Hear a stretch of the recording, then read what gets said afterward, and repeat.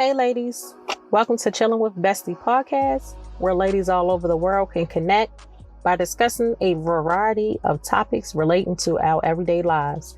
It's your girl Nia, and today we'll be talking about parent and child relationships.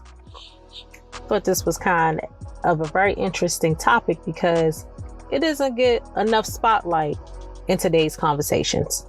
Now, for most of us, we're grown pretty much. At least I think everybody is who's listening. But for the most part, we're grown.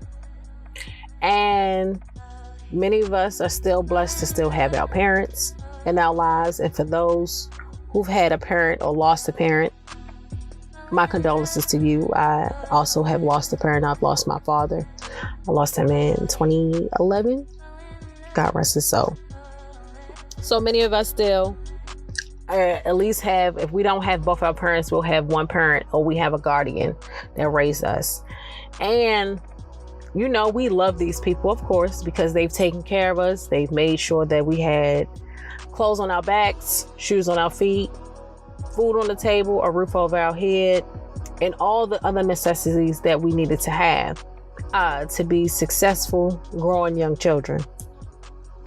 They've also been able to give us pieces of advice, a shoulder to cry on when we go through things, the loving care of a parent or a guardian that will give to us. Now, with that being said, they've done that all the way up from childhood, teenage years to adulthood, which is pretty cool. But a lot of times I feel like some parents don't know how to let the hands go of their child. What you mean by that, Nia? Well, when you get to a certain age where you're making decisions for yourself, and I mean not the whether or not you should skip school today or whether or not you should sign up for the 8 o'clock class when you get to college, but when you're making real life decisions, I'm talking about from getting ready to go on, get married to someone, get ready to make that decision on when you have kids. I really feel like some parents, not all, and it depends on the situation. So I'm not saying every last parent is wrong. I'm not saying that by any stretch of the imagination. And it's your decision, it's your life, and it's your children. So you do whatever the hell you want to do. But I really feel like in certain aspects, parents should let their kids make their own decisions as well as make their own mistakes. I read a forum the other day, and the question basically was, let me start off from the story that was given first, and then I'll get to the question. So there was a mom who had a 23-year-old daughter who graduated. She just had graduated from college as an engineer, which is a phenomenal career, by the way. And for some apparent reason, right as soon as the daughter got her degree, she stopped listening to her mother with everything. I don't think she was listening for advice. I don't think she was listening for negative feedback or none of it. She just was like not flat out listening to her mother about anything else anymore. And the mom was just like, what should she do? And I'm just looking at this question and I'm just like, I don't think there is really anything that she really can do. I mean, at the end of the day, this young lady's 23. She don't have any children as far as I was told in the story. I'm going to assume that she didn't have any kids. I mean, engineering, that's a lot of science and a lot of math. So having kids, let me insert this. From experience, having a child while trying to go to college is enough. I can speak on experience for that. So I can only just imagine having a child while trying to get an engineering degree. Lord have mercy. So anyway, but I was just really thinking, like, what do you kind of expect? At the end of the day, she has a degree. I'm pretty sure she probably landed a job quickly. And she probably feels like, you know, she's now fully grasped that aha moment. I'm an adult, so I can go ahead and make my own decisions. I don't know about y'all, but I'm not going to say I would have completely stopped listening to my mother. But also, there is no background on the story, so it's not like I know whether or not the mother and daughter had a bad relationship. The mama might have gave out some bad advice. I mean, I don't know.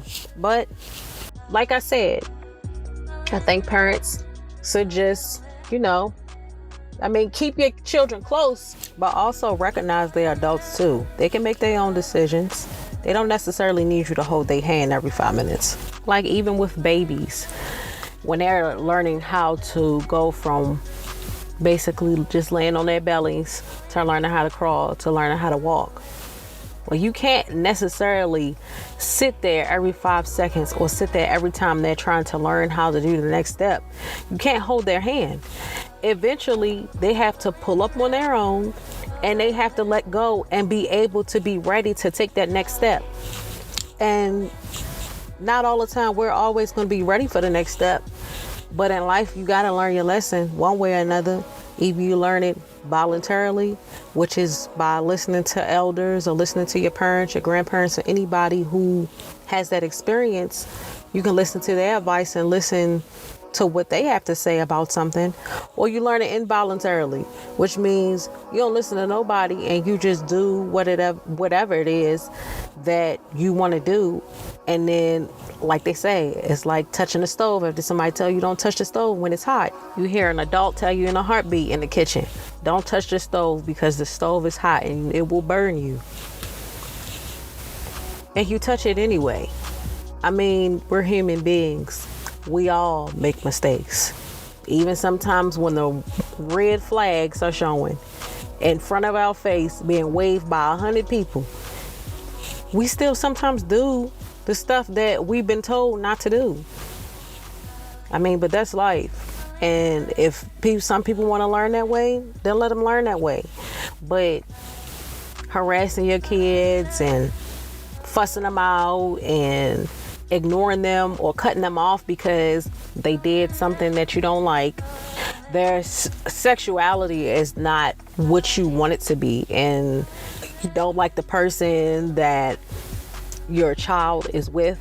And I can definitely speak on experience from both of those areas of the spectrum. It's kind of tiresome when somebody you love is judging you based upon the decisions that you've made in your life, as if they were perfect as well.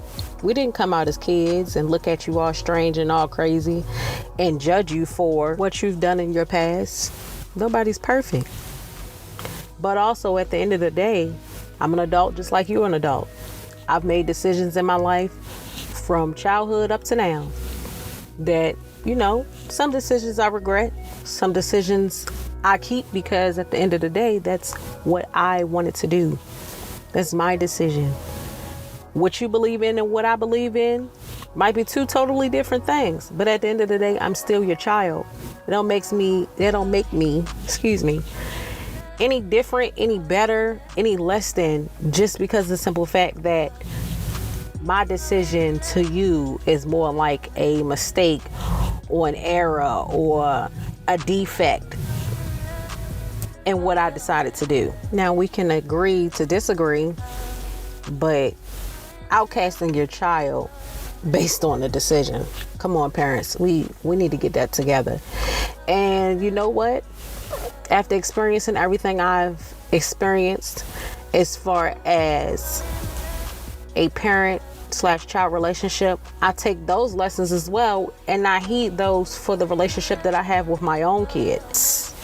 Because I don't want to take the negative or the bad that has gone on between me and my parents and bring that into the relationship of me and my child. Yes, he might be under the age of 18. Well, shoot, both of them the age of 18. Just one of them, I think he thinks he's an adult, love him to pieces. But neither one of my kids are above the age of 18. However, they are people too. They still make their own decisions. You go ahead and not do that homework if you want to. Yeah, I'm going to fuss at you about it, but you can still, at the end of the day, make that decision on not doing your homework. You are the one that's going to fail that class.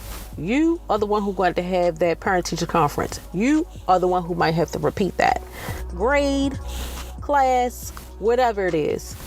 But I understand and realize that children, no matter what age, they make their own decisions. So, yes, you are the parent, but the child, like I said, no matter what age, they make the final decision. Whether they want to take heed of your warning, your experience, or not, or anybody else's, that's all on them. At the end of the day, you can take a horse or lead a horse to the water, but you can't, what? Make them drink. So I say to combat this issue that a lot of people have, having open communication with your child on a consistent basis can really help. And I'm learning that myself with a 11-year-old and a 13-year-old. It's not hard. You can talk about your everyday decision making. You can just have general conversation of how your child day was. You're not there with them 24 hours a day, especially if they go to school. So you don't know what your child could be going through. You don't know what trauma experience your child has experienced that day. I'm just saying, just make the effort. Make the effort without judgment. They don't need no judgment.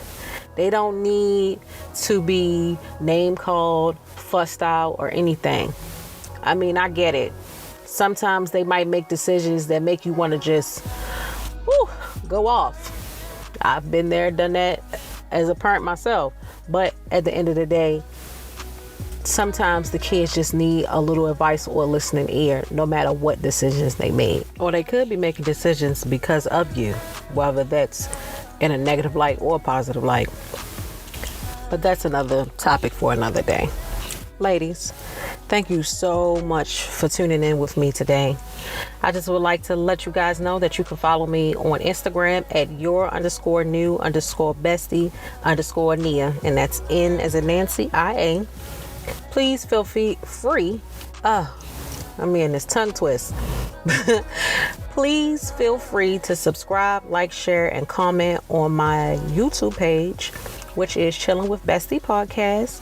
You can also listen to me if you're not able to listen to me on YouTube, or if you're not listening to me on YouTube, shall I say. You can listen to me on Spotify or Anchor as well. If you have any questions, you can send me an email to yourbestienia@gmail.com.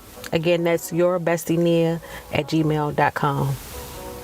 Ladies, I hope you have a fabulous Wednesday and a great rest of your week. See you guys next week. Good night, ladies.